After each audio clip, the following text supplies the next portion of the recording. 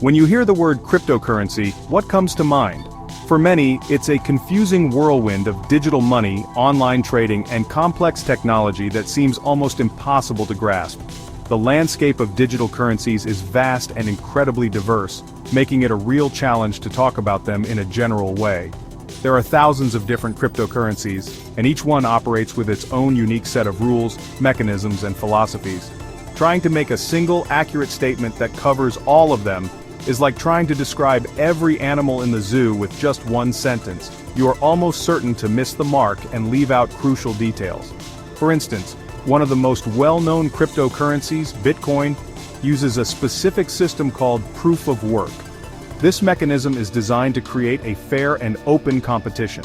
It ensures that, in theory, anyone with a computer can participate in adding new records, or blocks, to its public ledger, known as the blockchain.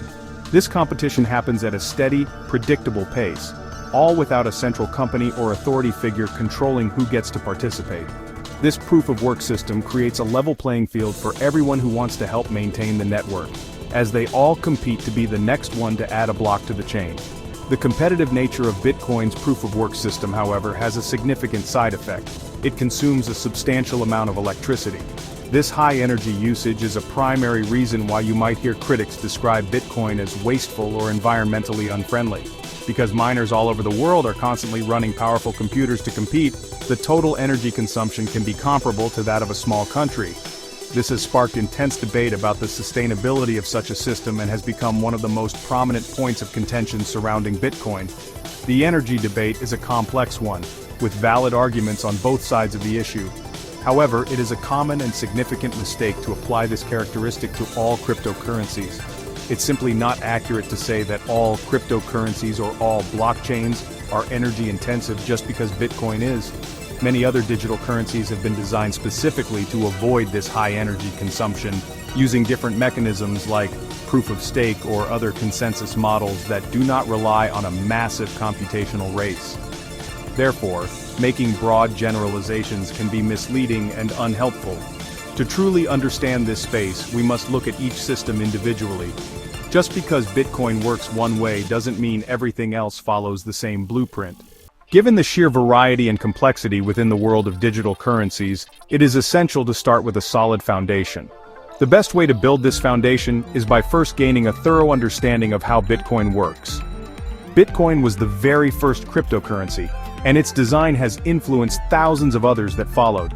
By dissecting its mechanics, we can learn the fundamental principles that underpin many other systems, even those that were created to be different. It serves as the original blueprint, the reference point from which much of the innovation has either evolved or diverged from. Once we have a firm grasp of the Bitcoin network, we can then explore the differences that set it apart from other cryptocurrencies. We will delve into concepts like blockchains, nodes, mining, and digital signatures, explaining each one step by step so you won't feel lost. Think of it like learning about the first ever internal combustion engine before studying modern electric vehicles. Understanding the original design provides the context needed to appreciate the innovations that came later.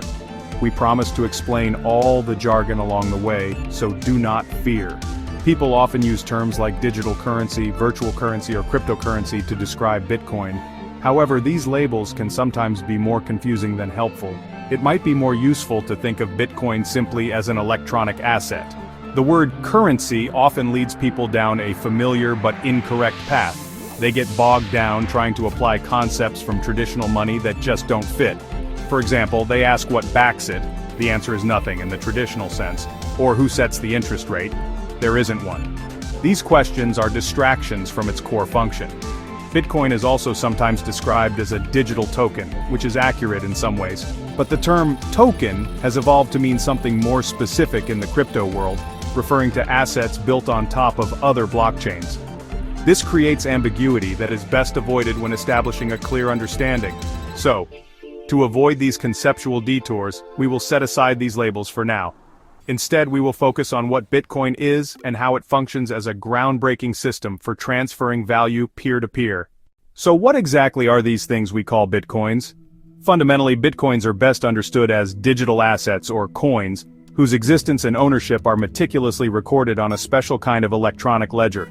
This ledger isn't stored in one central location, like a bank's private database. Instead, it is replicated and updated almost simultaneously across a global network of around 10,000 independently operated computers.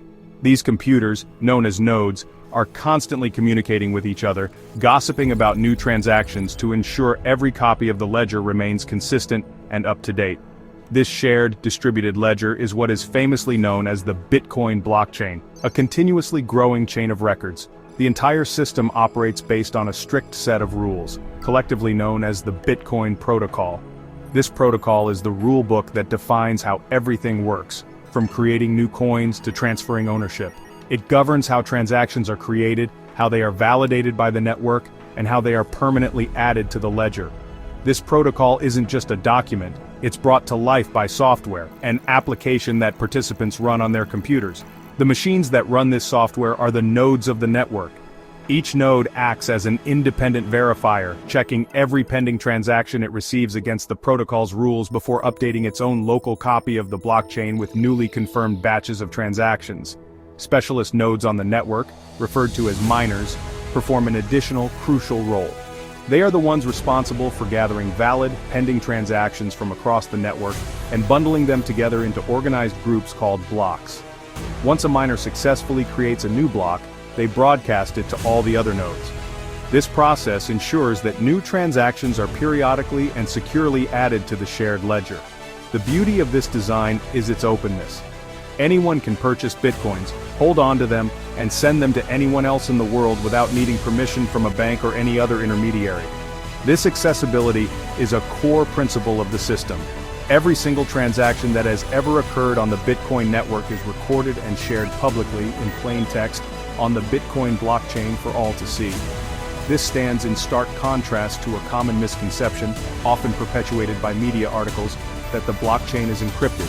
By its very design, the Bitcoin blockchain is transparent. Everyone can view the details of every transaction, including the sending address, the receiving address, and the amount transferred. Furthermore, the system is designed so that, in theory, anyone can also participate in the creation of new Bitcoins. This process, which is an integral part of creating new blocks, is called mining, a fascinating concept we will explore in greater detail later. To truly understand why Bitcoin was created and how it functions, we must turn to its founding document, the white paper. This short, revolutionary document was published in October 2008 by a person or group using the pseudonym Satoshi Nakamoto. It concisely lays out the motivation behind Bitcoin and provides a high-level overview of its mechanics. Reading the original white paper is a highly recommended exercise for anyone serious about understanding this technology. It is only 9 pages long and is widely available online. The abstract alone provides a powerful summary of its intended purpose, setting the stage for a new kind of financial interaction that had never before been possible. The abstract begins with a sentence that captures the entire vision. A purely peer-to-peer version of electronic cash would allow online payments to be sent directly from one party to another, without going through a financial institution. This single statement is the cornerstone of Bitcoin's existence. It explains that the primary goal is to create a system for transferring value between two people anywhere in the world, directly, without relying on traditional intermediaries like banks, credit card companies, or payment processors. While digital signatures, a form of cryptographic proof, provide part of the solution for authenticating ownership, the main benefits of a peer-to-peer system are lost if a trusted third party is still needed to prevent the problem of double spending. The white paper then proposes a solution to this classic digital cash problem of double spending, the risk that a user could spend the same digital money more than once. The solution involves using a peer-to-peer network to timestamp transactions by hashing them into an ongoing chain of hash-based proof of work. This creates a public record that is incredibly difficult to change without redoing all the computational work that came after it. The longest chain of blocks serves not only as proof of the sequence of events that occurred, but also as proof that it came from the largest pool of computational power. This is the mechanism that secures the entire history of transactions. As long as the majority of the network's computing power is controlled by honest nodes that are not cooperating to attack the system, they will collectively generate the longest and most trustworthy chain, outpacing any potential attackers. The network itself is designed to require minimal structure. Messages, such as new transactions and blocks, are broadcast across the network on a best effort basis. Nodes can leave and rejoin the network at will, and when they come back online, they simply accept the longest proof of work chain as the authoritative record of what happened while they were away. This design makes the system resilient, open, and